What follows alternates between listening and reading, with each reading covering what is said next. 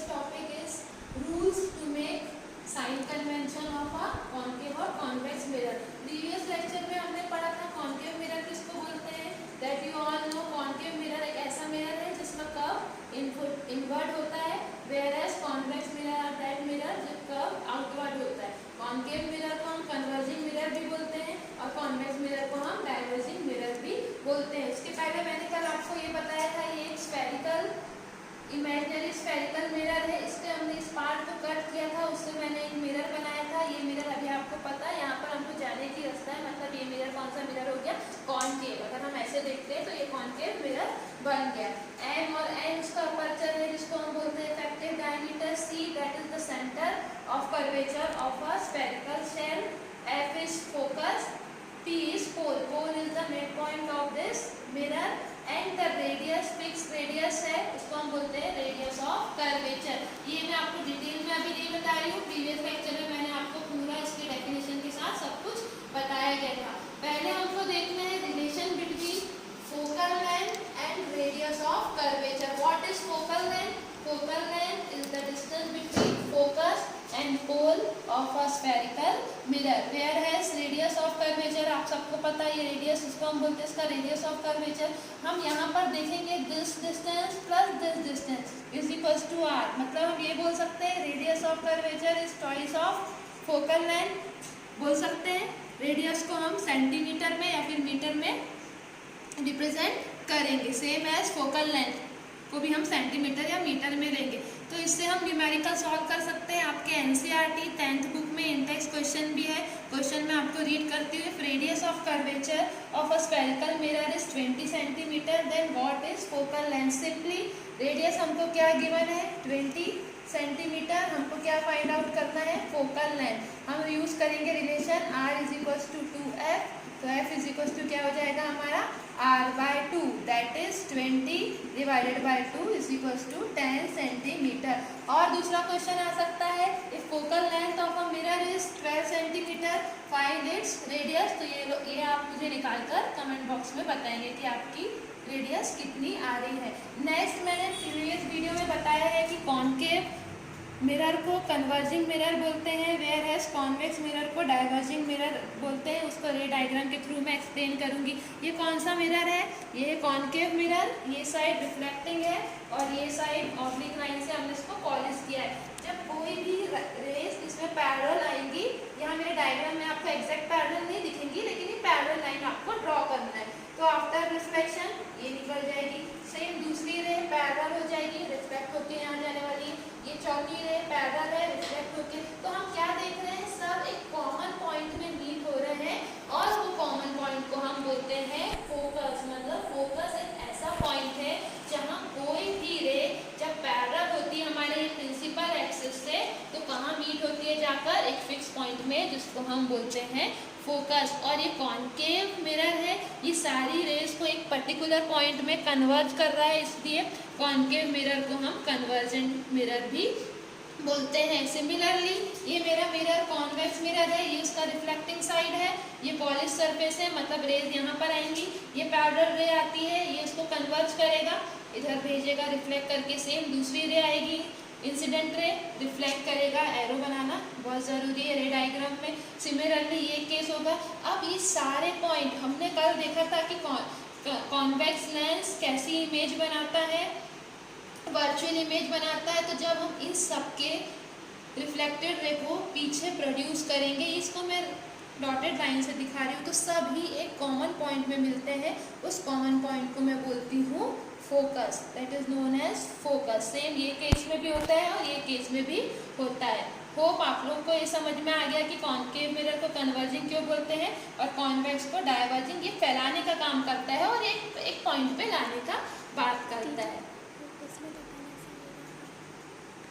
अब next topic है rules to make ray diagram by concave mirror. बहुत important rule है.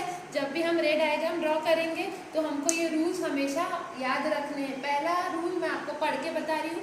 कोई भी रे जब पास when a ray of light parallel to principal axis after reflection it will come from focus of that point. A ray coming parallel to the principal axis passed through the focus after reflection. ये जो rules है ये concave के लिए भी है और convex के लिए भी है। और हमारे पास 4 रूल है। जब भी हम इमेज फॉर्म करेंगे नेक्स्ट वीडियो में तो हमको ये रूल्स बहुत काम में आएंगे। विदाउट ये रूल्स के हम कोई भी इमेज फॉर्म नहीं कर सकते। और इसके पहले मैं आपको बताना चाहती हूँ इमेज कब फॉर्म करती है। इमेज फॉर्म करने के लिए हमको एटलीस्ट 2 रिफ्लेक्टेड रेज तो लगेंगी ही, तभी हमको एक proper image particular image form होगी। तो इसको मैं तुम लोग को ड्रॉ करके बताती हूँ।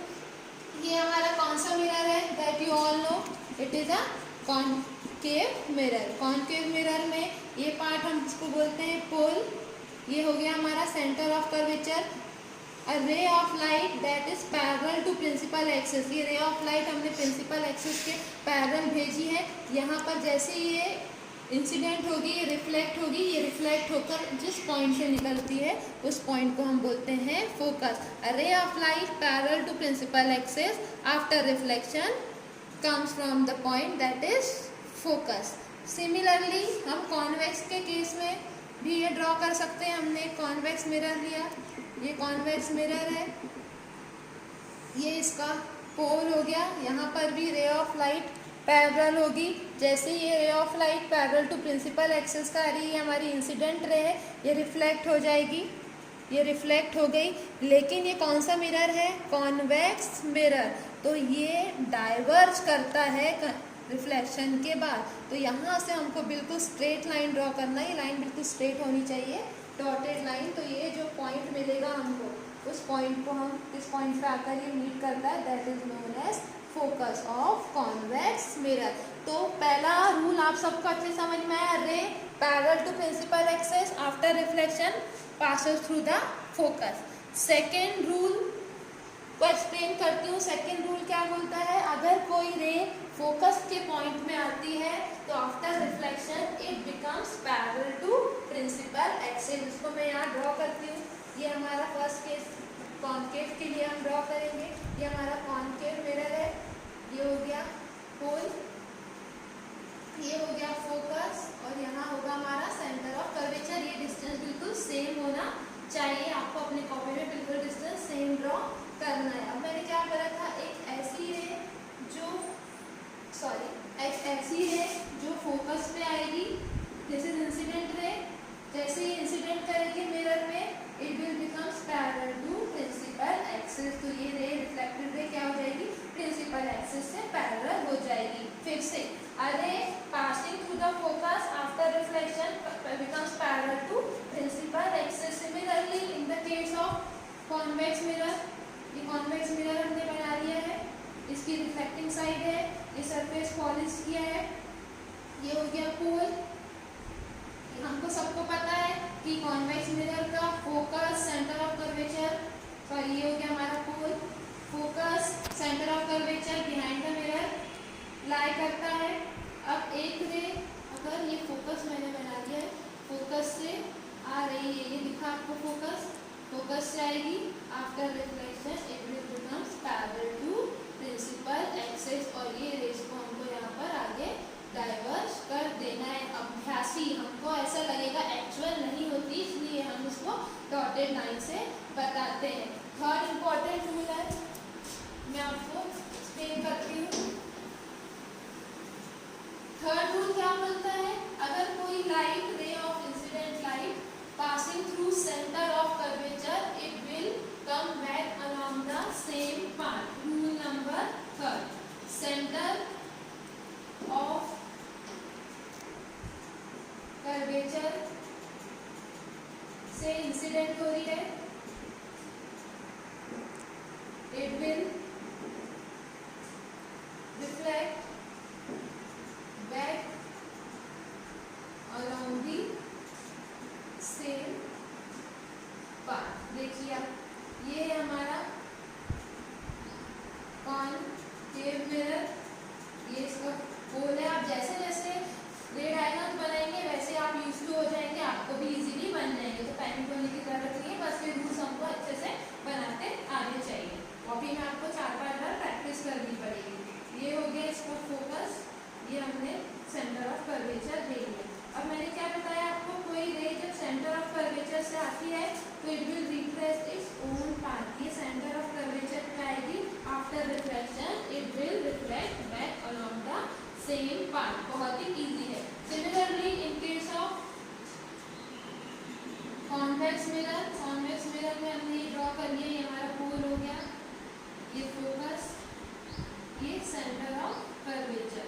सेंटर ऑफ कर्वेचर से आएगी, it will reverse along it's same path, और यहाँ पर हमको डाइवर्स करके इसमें दिखाना है। ये लाइन बिल्कुल आपकी स्ट्रेट आनी चाहिए और डॉटेड आनी चाहिए। ये हो गया हमारा centre of curvature. Next important and last rule है, फोर्थ रूल, जो कि रिलेट करता है हमारे लॉज ऑफ रिफ्लेक्शन का सेकेंड लॉ। सेकेंड लॉ क्या बनेगा?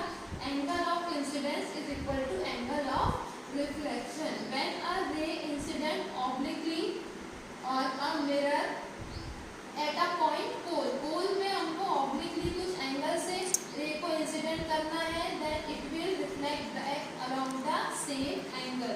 मैं यहाँ लिख नहीं रही हूँ, मैंने आपको एक्सप्लेन किया है, अपनी कॉपी में लिख लेंगे जब मैं बोलूँगी। इसको मैं एक्सप्लेन करती हूँ। ये है हमारे पास कॉन्केव मिरर, ये हमारा पोल हो गया। अब रे ऑफ लाइट हमको कैसे भेजना है?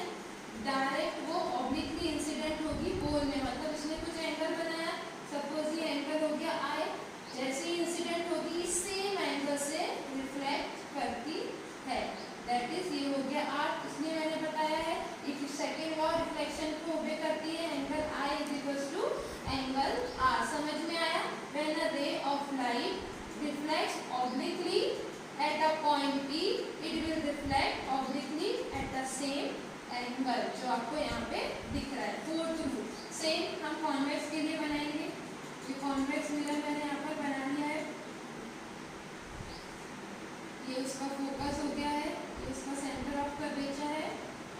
अब यहाँ पर कोई ये पोल हमारा इंसिडेंट लाइट हमने भेजी कुछ एंगल